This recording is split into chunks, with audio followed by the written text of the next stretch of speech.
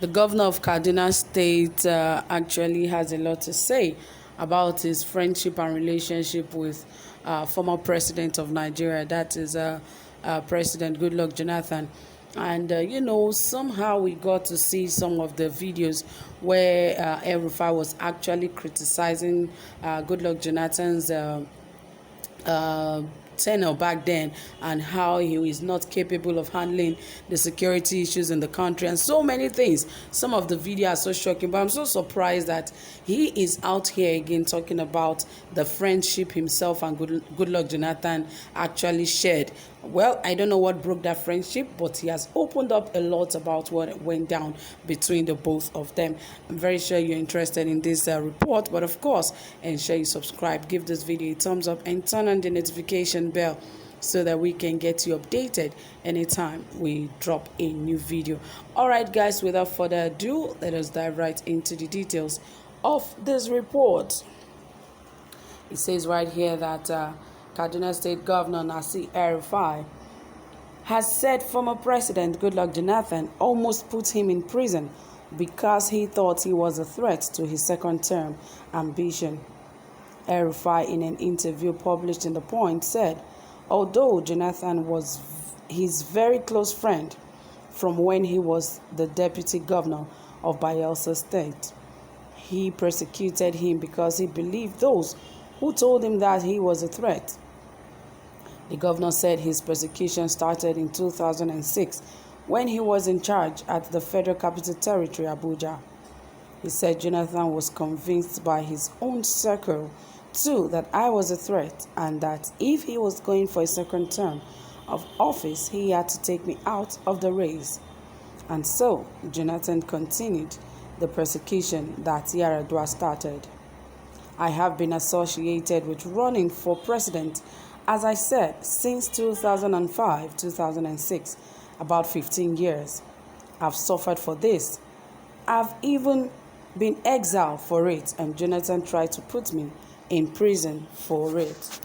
My name being mentioned with regard to presidential aspiration has been on since 2006, since I was running the Federal Capital Territory, Abuja.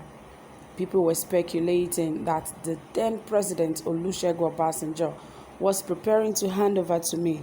It was part of the reason I was exiled.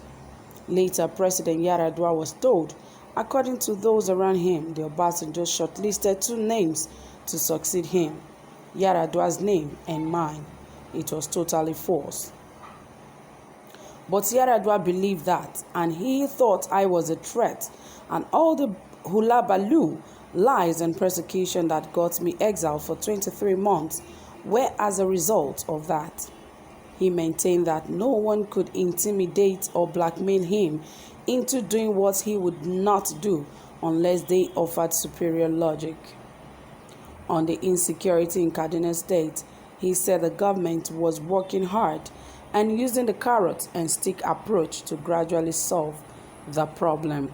Well, I hope that the problem comes to an end really soon, because Kaduna State has been in serious siege of Boko Haram in the past few months, and it's been getting intense ever since then, and we are hoping that all of this should really stop soon. But the major concern here is him calling Goodluck Jonathan his very good friend. He said back then in 2006, while Goodluck Jonathan was the deputy governor of Bayelsa State, that they were very close friends, and somehow that he did not understand what went by. But of course, he said Goodluck Jonathan saw him as a threat. And how was that a threat to him? He said his circle of influence, that is Goodluck Jonathan's circle of influence, thought that he was a threat to his second-term ambition because they felt he was going to run for president. And of course, he said in that very report, he said he remembered that himself and Goodluck Jonathan were very close. He said, but somehow Goodluck Jonathan wanted to even put him in prison, but somehow he was exiled. Yes, that was the word he actually used. He said he was exiled from all of this because he does not want drama and is running away from drama. He said all of this persecution started with Yaradua, because he said, and why Yaradua was persecuting him was because he felt he was one of those that former President Olusegun Obasanjo shortlisted names to succeed him after he leaves office.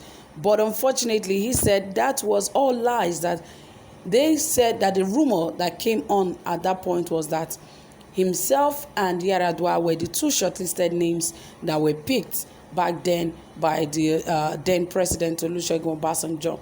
He said, and Goodluck Jonathan actually saw that as a threat, and even his circles of friends or influence actually saw that as a threat, and they said he has to do away with El-Rufai. He said, and all of that also lingered until 2006, and that it continued like that for a long time. That was between 2005 and 2006. He said that is about 15 years. He said he has suffered for this because he has been exiled for it, that Jonathan even tried to put him in prison for that. He said his name being mentioned with regard to presidential aspiration back then, said it was all a lie, that it was not true. But rather, he said, Yaradua rather believed that of what people said.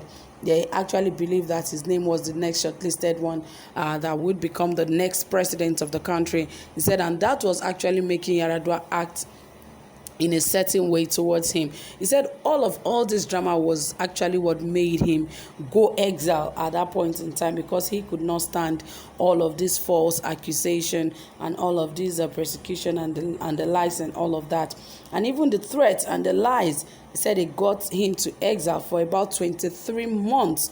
And he said 23 months is almost 2 years. I think just maybe a month out of it he would have exiled for about 2 years, which is a very long time. Well, he tried, but depending on what they have together, because for you to have exiled yourself, it might just be true that you have an intention to run, and maybe your name was mentioned as part of those that would actually take over from the then President Olusegun Obasanjo. He said it was all a lie, that actually that was the same perception that Yaradua had that made him actually not believe him and all that he has to offer back then. He said that was why he went on exile for about 23 months, and it was a long time. Well, I feel sorry for him, but the friendship where he really says he and Goodluck Jonathan shared, I cannot really find that. I think they were just maybe political allies back then, but not really friends. But why did Jonathan really want to imprison him back then? Is it because he's a threat or what? So really, I don't really understand what El-Rufai is actually saying here. But all the same, he has expressed his mind on what the issue is, and it's good to know. So guys, that is it. Thank you so much for listening. Whatever you have to say, please drop it in the comment section. And don't forget to give this video a thumbs up. Do have a pleasant time. Bye for now.